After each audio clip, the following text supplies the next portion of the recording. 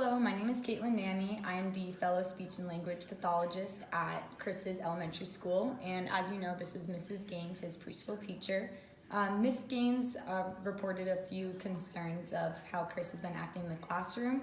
She mentioned that Chris has difficulty following directions. She also noted that he uses a lot more gestures versus verbal requests. This included taking toys from peers without asking for the toys first. She noted that his vocabulary seems a little bit limited and only consists of 1 to 2 phrases. Given all of these concerns, we decided to go ahead and run a few tests to just gain a better insight on whether or not he would probably benefit from speech and language services. So the first test that we issued is called the PLS, which is the Preschool Language Scale. This is geared towards assessing language disorders or delays in preschool students. The test is composed of 2 portions. The first one is auditory comprehension. Auditory comprehension is evaluating how much language that Chris is able to understand. The second portion is called expressive communication, which includes how well Chris is able to communicate with others. After we scored these tests, we noted that Chris got a score of a 50, and given our bell curve, there is an average range of 85 to 115 where it's the average score that he should fall in. So noting that he scored a 50, he is below average on our preschool language scale.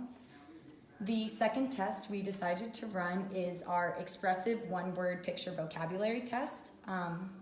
This expressive language test includes using vocabulary to communicate verbally. After getting our scores, Chris also scored a 72, which is below average, the average range being 85 to 115. The third test is our receptive one-word picture vocabulary test.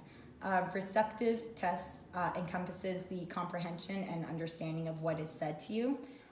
Chris has scored a 59, again being the average of 85 to 115. He is below average receptively. The last test that we issued Chris is our HAP. The HAP test is the Hotson's analysis of phonological patterns. This breakdowns components of speech to determine the severity of his unintelligible speech. After we ran this test, we found out that it indicates errors in consonant sequence and cluster reduction. I know that sounds a little bit confusing, but it's, for example, when Chris was going to say the word swimming, he took off the NG at the end of swimming and shortened it to swimming.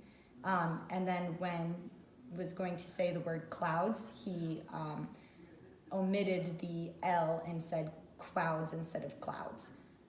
We also were noted with maximum prompting, Chris was unable to say the TS and the SK sound. At the end of this test, we have reported that he is somewhat difficult to understand and was unable to restate words that the listener did not understand. He scored 68%, which is moderate. Chris has a few strengths that we noted, which include categorizing. So with clothing, Chris was able to categorize shoes, shirt, socks, pants, and when categorizing body parts, he was able to say thumb and hand. A few weaknesses that we noticed were following multi-step directions.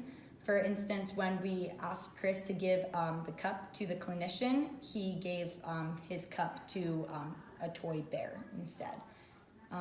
According to a pragmatic checklist, which is how his general conversation skills are with peers, it was noted that he does not interrupt appropriately.